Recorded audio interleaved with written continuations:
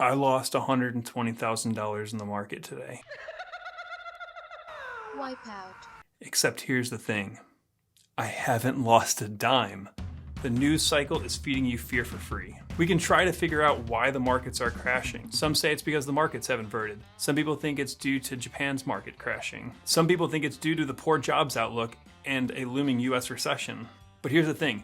Nobody has any idea why the markets are crashing. First off, it is true. My equity investments have lost $120,000 today. But I haven't sold, so I haven't lost a dime. This type of thinking is critical. In fact, today is a great day. Let's talk about exactly why that is. One of my favorite indicators from CNN is called the Fear Greed Index, and we just entered extreme fear territory. And if you're on Twitter, you've seen that the fear is even worse. Or God help you, you've been watching 24-hour news. You can see plenty of people freaking out. But the best thing you can do is to be greedy when others are fearful and fearful when others are greedy. If this crash continues to happen, we can sharpen our pencils and try to buy our favorite companies at discounted prices. Buffett has a common saying where he says the stock market is the only store in the world where things go on discount, all the shoppers run out of the door. So, over the next week, month, heck, even year, I have very little idea of what the markets will do. But I'm all but certain that in 10 years, the market will be much higher than it is today. Now, we have a normal video coming that I think will provide some great long-term context to help you out during this period of fear. But before we get into that, there's one more piece of current news that broke late last week that I want to cover. And that's Berkshire Hathaway's sale of Apple. And many people are trying to pin exactly why they think he sold.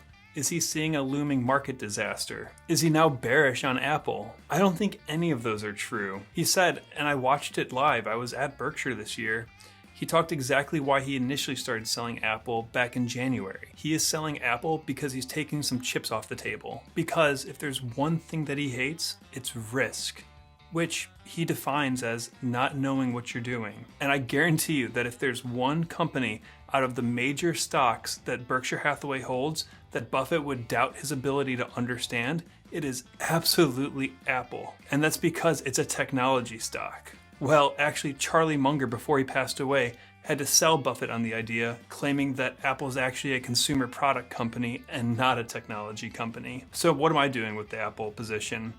Disclosure, Apple's a large position of mine. I have well into 5, almost 6 figures worth of my capital in Apple. I'm doing nothing. I believe that Apple's entering a super cycle where they're going to sell a lot more iPhones next year. And that's when the Apple Intelligence features are going to roll out. And it's important to remember that Buffett also isn't completely out of Apple. He just took some chips off the table. He's still got, get this, over $80 billion invested in it. He said so many times during the last shareholder meeting that he had no idea what artificial intelligence was. Remember, he's in his 90s. And so my thesis on why I'm holding my position, and heck, if Apple crashes, I'm going to buy more, that thesis wouldn't mean anything to him. All right, let's get back to our regularly scheduled programming. And I actually think that this is a coincidentally really well-timed video because it talks about the most successful stocks of all time. And that will help make sure that you're keeping the long-term perspective, which is vital to intelligent investing. But why? What really happens in the long term? Do stocks just go up forever and ever? Well, a new study published earlier hit at the heart of this idea and took the idea of long-term investing to the extreme. And the results are fascinating. This study, released in early July, took the last 100 years of stock market data and simulated placing $1 into every single stock that was listed or would eventually go public from 1925 till 2023. Fun fact, only 31 stocks that were around in 1925 are still around today. But here's the really baffling fact. The top stock during this period returned a baffling 2.7 million %. That's right, if you, well, realistically your grandpa, would have invested just $1 into this company at the start of the study, you'd have over $2.7 million today. This is completely mind-boggling. If your grandpa had invested $1,000 into this company, you'd have more money than Beyonce, Taylor Swift, and Tom Brady combined. You would have just over $2.7 billion. That's insane when you think about a $1,000 investment minting a billionaire. And of course, this isn't inflation adjusted, but $1,000 in 1925 represents about $17,000 in today's money. Not too bad for becoming a billionaire. Now, while we can't control the actions of our forefathers, there are so many insights that we can extract from this study on how we should think about the stock market over the course of our whole lives. The three main insights that I'd like to cover during this video are: first, the insane power of compound interest; second, the importance of haystacking, more on that later; and then thirdly, we'll cover Buffett's favorite topic, moats. There's so much to get into, you don't want to miss this one. Let's bust into it. Let's first look at the superpowers of compound interest and why they're key to these insane returns. Stick with me here. I'm not going to go into the usual way you've heard compound interest described before, but by the end of this section, you should have a workable grasp of this concept. And this is very important because, as Einstein says, compound interest is the eighth wonder of the world. He who understands it earns it. He who doesn't pays it. So to lead off this discussion, here's a great starting question. How much did that top stock have to grow every year to get a 2.7 million% return? Well, our horizon is roughly 100 years. So is it 2.7 million% divided by 100 years, or 27,000% per year? Of course not, right?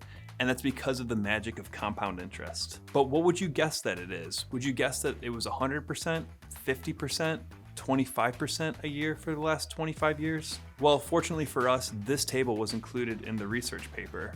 You can see that top stock of all time just returned an average of 16.29% over the last 100 years. Now, I'll reveal the identity of this company, but I'm going to leave it a little bit of a mystery for right now. And there's two reasons for that. First, I think it's fun to try to guess what this company is. I know what I guessed. I'll just say it. I guessed it was Coca-Cola, but I was wrong. And second, I really want to do some analysis on this company because they have some really interesting things going on right now, even though they're an old timer. And if you've been following this channel for a while, you know that that's what I really love to do. I love doing individual company analysis. And if you haven't been following this channel for a while, now is a perfect time to give us a like and subscribe. We're trying to get this idea of Buffett style investing out to more people, and we could really use your help doing it. Okay, anyway, back to the magic of compound interest. Instead of going into the nuts and bolts on how the mathematics of compound interest work out, which you've probably heard before and will make your eyes roll into the back of your head, instead, we can look back at that table we just saw. Our second place winner in our list of the top performing stocks of the last 100 years is a company called Vulcan Materials. They're basically rockers. No, not that type of rocker. Vulcan Materials specializes in the production and sale of construction aggregates, asphalt, concrete, gravel, and they've almost returned just as much as our top performer, coming in at 14.05% compounded. Remember, our winner is just 16.29%, so a 2% difference. The differences at the end of the year are staggering. If your grandpa would have instead invested that same $1 into Vulcan back in 1925, you would have $393,000. That $1,000 investment would have earned you $393 million. So you'd almost have as much money as Tom Brady. That's not bad, but it's not Beyonce Swift level amounts. Remember, we were going to be billionaires. So that seemingly minuscule 2% difference in performance over the long run represents almost a 7 times difference in outcomes. And if you take away nothing else in this video, this is why fees are so destructive to our performance over our lifetime. We are investing for the long term. And that 2% difference between our top performer and our second place performer is actually a funny amount you'll see in the world of financing. And that's because 2% is a common administration fee that investment managers will charge you. While it does not seem like a lot today, that will significantly impact your long-term performance. That is why Warren Buffett recommends most investors who aren't interested in stock picking just buy into low-cost ETFs. For example, Vanguard's ETF, ticker VOO, which emulates the S&P 500, and they charge you a 0.03% admin fee. This is why, way back in 2007, Warren Buffett made a famous $1 million bet that no investment manager could beat the S&P 500 over the next 10 years net of fees. And a hedge fund manager took him up on that bet.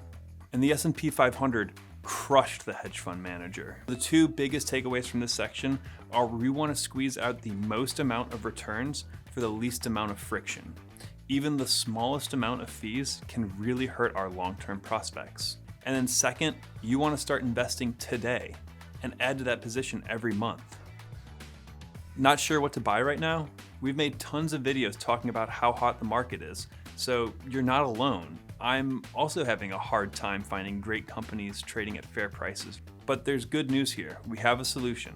We'll dive into that next. When we zoom back out on the study, away from just the top performers, we get another set of really fascinating insights. And honestly, I was kind of caught off guard by this fact. The majority of the 29,000 stocks tracked in this study lost money.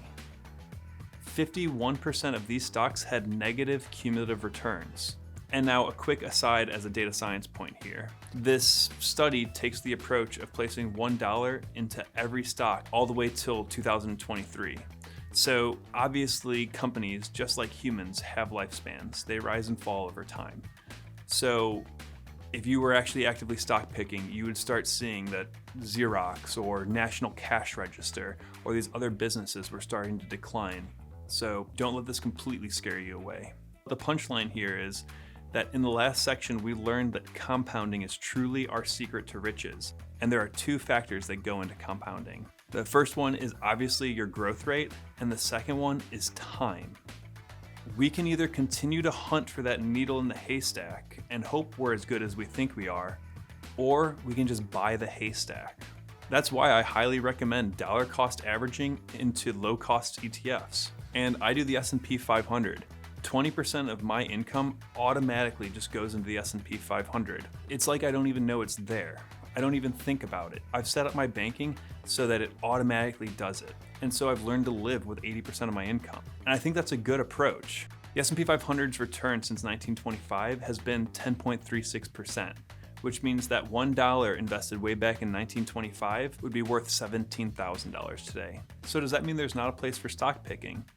Well, I certainly hope not. I've dedicated thousands of hours of my life to researching businesses. I do have hundreds of thousands of dollars that I manage on my own. And over the last 10 years, I have outperformed the stock market. And there is so much value to learning how to analyze a business and hunting for those opportunities. Here's Charlie. Hunting, that's part of the fun of life. And but I would say the chief lesson would be that you're unlikely to find very many in a whole lifetime. The idea that very smart people with investment skills should have hugely diversified portfolios is madness. This is a wild clip, but what Charlie's basically saying here is that we should always try to hunt and find that killer opportunity. In fact, in Poor Richard's Almanac, Munger writes, quote, "If you look at Berkshire Hathaway and all its accumulated billions, the top 10 insights account for most of it." So this is wild. He's basically saying that 10 investment decisions are what made Berkshire Hathaway one of the largest companies in the world. And Warren Buffett, if he hadn't started giving away his money to charity, would be the richest person in the world by a landslide. So you don't need to try to find a stock every week. But if you're saving and dollar cost averaging the S&P 500 and taking whatever you can as a leftover and learning to hunt for opportunity, you'll be constantly refining your skill as an investor. So when an opportunity does present itself, when you find a company that you are capable of understanding, it's inside of your circle of competence, it's trading at a fair valuation, you're ready to catch it. Charlie Munger, in the same book we just referenced, calls this surfing. And I love that analogy because I'm a literal surfer and I go out on shitty days, even when it's kind of flat or if it's choppy and windy. Because when we have that day where we have beautiful waves, or if I'm on a surf trip and I'm surfing world-class waves, I'm ready to catch those waves and have the ride of my lifetime. And you should take the same approach for investing. You want to go out and practice. Valuations are high right now. You can go back in our videos histories. I've probably looked at 30 or 40 companies at this point. I'm practicing so that when an opportunity does present itself, I'm ready to go. Okay, I'm gonna get off my soapbox. So when we zoom back into the list of the 30 top performing stocks over the last 100 years, we can get some insight to what made these companies able to last so long and perform so well. When we take a look at this list, each one of these companies has something that Warren Buffett refers to as a moat, or durable competitive advantage. If you're not familiar with the term, Warren Buffett literally means a moat, like what used to surround castles. And I try and distinguish between businesses where you have to have been smart once and businesses where you have to stay smart. And retailing is a good case of a business where you have to stay smart. You are under attack all of the time. And it highlights the idea that a company needs to be able to have great defenses, because capitalism by its very nature is competitive. And when someone sees a business making tons of money, they're going to try to replicate it. It is the natural way of capitalism. And so companies can find moats which allow them to protect themselves against invaders. Coca-Cola has a literal secret formula under lock and key. CVS and Walgreens have huge economies of scale and the most convenient locations on America locked down. Buffett says, quote, "What we're trying to do is find a business with a wide and long-lasting moat around it, protecting a terrific economic castle with an honest lord in charge of the castle." He calls it the most important thing in investing, and you can see why when you look at this list. So, the key to being able to survive and thrive in the long term is that we must find a company with a strong moat. This is really hard to do and takes a good bit of practice. I've personally been burnt by thinking a company had a moat and they didn't. So there are a bunch of ways to identify a moat. You can check out our Flank Investing platform, where we have a section of analysis completely dedicated to moats. You can do it both qualitatively and quantitatively. There's a link to our Patreon in the description. If you click through that, you'll get early access to the Flank Investing platform. Okay, you've been patient and I've been teasing it long enough. Let's talk about who the top stock is, which has returned that insane 2.7 million% return.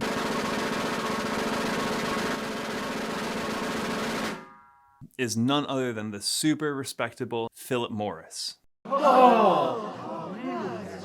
tobacco company. Definitely never did anything to hurt mankind. I could go into a whole discussion about if it would have been moral to build a fortune off of millions of corpses, but that's an idea of impact investing. And I think it's a little bit beyond the scope of learning how to invest. And my passion isn't to preach my morals. What we can extract is really valuable information here. Whenever something succeeds or fails, you should ask yourself why. So why did Philip Morris crush it all these years? Was it because of an insanely good CEO? Well, unless they have Dracula leading the company, there's no way they could have single management over this long period of time. It's because they have a great business model. Cigarettes cost a penny to make, you can sell them for $1, and they're addictive. And there's fantastic brand loyalty. All right, I can't quote it without saying it. That's a Buffett quote. Philip Morris has an incredible portfolio of amazing brands, and they enjoyed the advantages of economies of scale, which gave them the moat of pricing power. So it's evident that they had multiple moats. But is it a buy today? They recently purchased a company called Swedish Match Group that has a product I'm sure you've heard of, which has been taking the world by storm. And that's Zyn, the nicotine pouch. Zyn is selling so well that Philip Morris can't even keep up with demand. And the company has already made strong pivots into the smokeless tobacco category, with that making up 39% of revenue. It seems we may have been late to the game here. The company has a trailing PE average of 20, and the stock is already up 15% over this past year. So analysts have already baked in the upside of Zyn selling super well. But here's where we have advantages as individual investors. You probably know a lot of people who are using Zyn. Do you think that number will go up significantly over time? Has it already maxed out? There's a lot of questions there, but you can use your own experiences to try to think of the future opportunities here. So what are your thoughts? Do you think Zyn will continue to grow? I really hope you enjoyed the video, and if you really enjoyed it, please consider joining our Patreon. There's a link to that in the description as well. That's it for now. We'll see you next time.